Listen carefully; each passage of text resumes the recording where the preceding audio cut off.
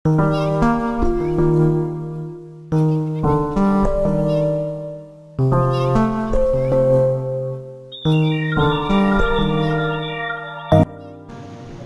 আমি আর অভিযোগ করি না কারোর কাছে। সবকিছু মনের মতো হবে এটাও আশা রাখি না। যা হচ্ছে, জীবন যে রূপে সাজছে সে রূপেই সেজে যাচ্ছি। যা বলছে সব শুনছি, চিৎকার করছি না, আকুতি মিনতিও করছি না, মেনে নিচ্ছি সব। নিজেকে বুঝতে শিখিয়েছি। বুকে পাথর ছোড়াই যখন জীবনের প্রবৃত্তি, তখন নিস্তারঙ্গ পুকুর হয়ে থাকলে আর চলবে না। তোমাকে নদী হতে হবে, পাথর বুকে নিয়ে বইতে শিখতে হবে। গুড মর্নিং বন্ধুরা, আশা করছি তোমরা সকলেই ভালো আছো। মামনির ব্লগে তোমাদের সকলকে স্বাগত। সকাল সকাল চা নিয়ে চললাম তনুর কাছে। तनु आ गया चा लेकर। तनु क्या कर रहे हो? শাকটা রাত্রিবেলা কেটে রেখে দিয়েছিলাম বলে সকালবেলা একটু ভালো করে আগে জল দিয়ে ধুয়ে নেবো। আর শাক একটু ভালো করে জল দিয়ে না দিলে না চিটচিট করবে। সেই জন্য শাকটাকে একটু গামলার মধ্যে বসিয়ে আর এরকম জলের মধ্যে ভাসিয়ে ভাসিয়ে পরিষ্কার করে 2-3 বার করে ধুয়ে নেবো। শাকটা ধোয়া কমপ্লিট হলো, এইখানটাতে রাখি একটু। এদিকে অমনি ভাতটাও বসিয়ে দিচ্ছি হলো। আর আজকে পালং শাকটা একটু অন্যরকম ভাবে করবো। কড়াই অল্প একটু তেল দিয়ে ফার্স্টে আগে শাকটাকে দিয়ে দেবো, দিয়ে আর একটু সেদ্ধ করে নেবো। খুব সামান্য তেল দেবো, তো না ভাজলেও চলবে। আগে ফার্স্টে শাকটাকে সবজিগুলোর সবকটাকে দিয়ে আগে সেদ্ধ করে নেবো, তারপরে গিয়ে আমি মশলা দিয়ে কষবো। এখানে কিছু চারটে মটর কড়াই দিয়ে দিচ্ছি, অমনি শাকের সঙ্গে সেদ্ধ হয়ে যাবে।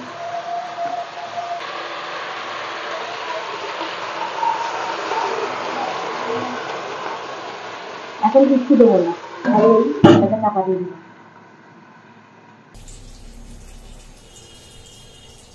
কালো জিরে ফোড়ন দিলাম, হলুদ দিচ্ছি, একটুখানি চিনি দিলাম, এর মধ্যে আদা দিয়ে দিচ্ছি,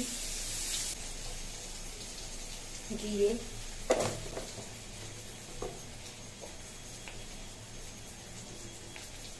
নুন অল্প দিলাম, শাকটা কমে গেছে তো নুনটা একটুখানি মিলে নিই।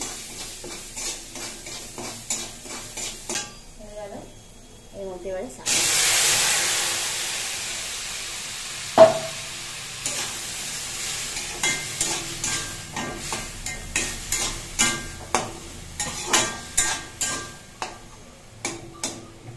একটু চাপা দিয়ে ঢাকা দিই। প্রথমে এর মধ্যে দিয়ে দিচ্ছি পোস্ত,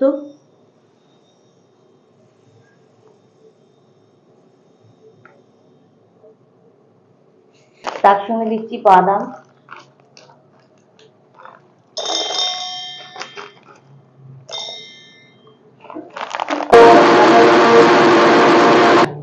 বাদাম আর পোস্তটাকে ভালো করে গুঁড়িয়ে বাটির মধ্যে ঢেলে নেবো আগে ফার্স্টে।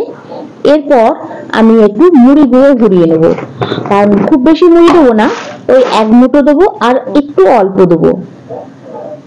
দিয়ে মুড়িটা আগে মিক্সিতে ভালো করে আগে গুঁড়িয়ে নিই।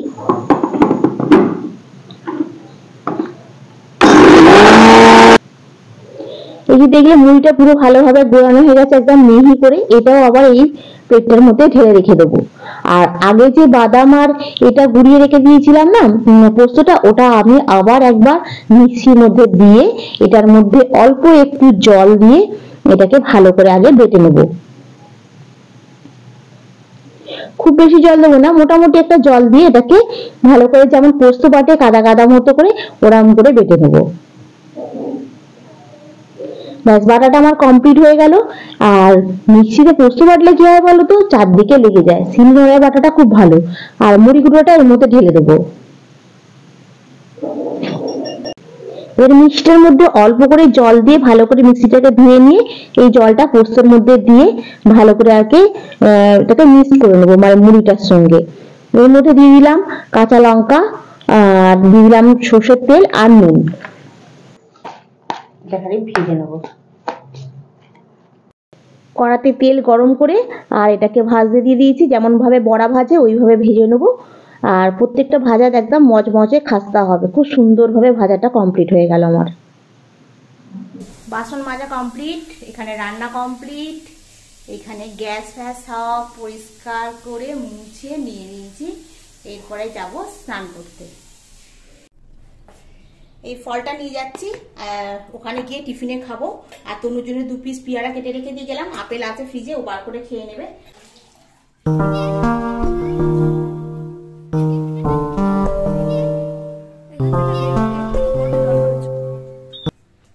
পোস্তর বড়া হেভি খেতে হয়েছে। হ্যাঁ দেখবি বাহ, পাম শাকটা তো নিলাম না, চালিয়ে খাওয়া গেছে। কথা বলতে বলতে যেতে নেই, এমনি খাও তারপর কথা বলবে। ভালো না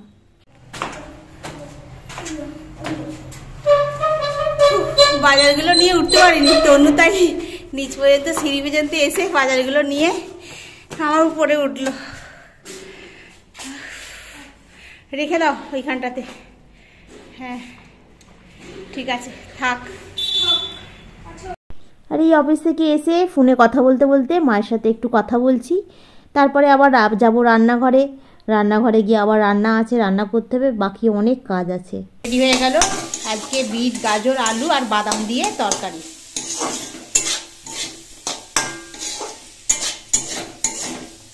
আর রুটি হয়ে গেছে। তো অফিস থেকে এসে এই বাসনগুলো মেজে রেখে দিয়েছি, এখানে নামিয়ে নিই। আর আজকে আসার সময় কিছু বাজার করে নিয়ে এসেছি। এখানে একটা ফুলকপি নিয়ে এসেছি, করলা নিয়ে এসেছি। করলাগুলো বিকিটার মধ্যে এটা দিতে একটুখানি,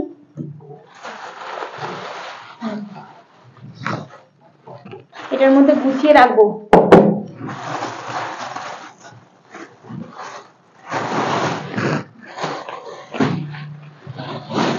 আর এখানে নিয়ে এসেছি আদা,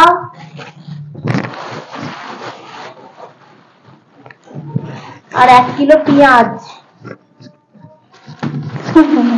কিরকম করে দেখাচ্ছি দেখো। আর এই যে এর মধ্যে রাখবো আলু। আলু একদম ছিল না, কালকে বললাম না শাক কাটতে গিয়ে একটা আলু দিয়ে শাকের তরকারি করেছি। আর আজকে ওই জন্য একবারে 3 কিলো আলু নিয়ে চলে এসেছি। দূর বাবা কি হচ্ছে ওই আসতে খালি 3 কিলো আলু নিয়ে চলে এসেছি। আলুটা নামিয়ে এখানে রেখে দিই। পেঁয়াজটা ফ্রিজের ডিকির ভেতরে ঢুকে যাবে। বাইরের যে ডিকিটা রয়েছে এখানে করলাটা রেখে দিই।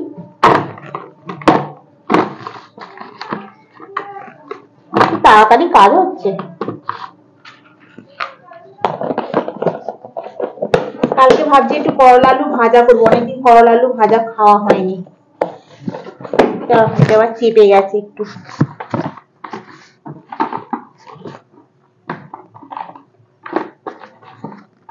বেশি করলা নিই না, কেন বলতো বেশি করলা নিলে না সেই নষ্ট হয়ে যাবে, হলুদ হয়ে যায়।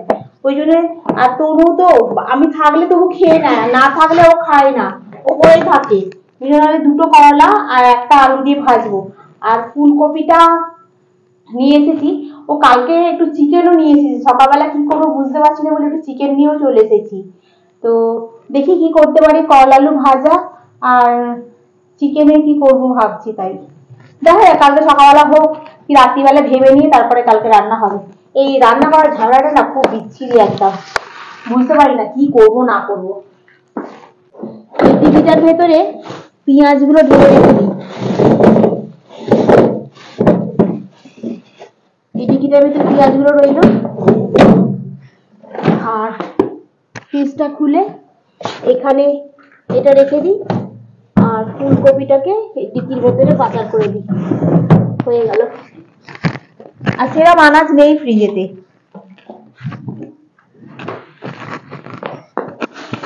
কালকে বিট গাজরের তরকারি করে নিয়েছিলাম, বাদাম ফাদাম দিয়ে করেছি। যেমন ভেজিটেবিলের পুর দেয় না, এরকম পুরের মতো তরকারি করেছি আজকে, আদা বাটা জিরে বাটা সব দিয়ে। আর এটা আমি নিই,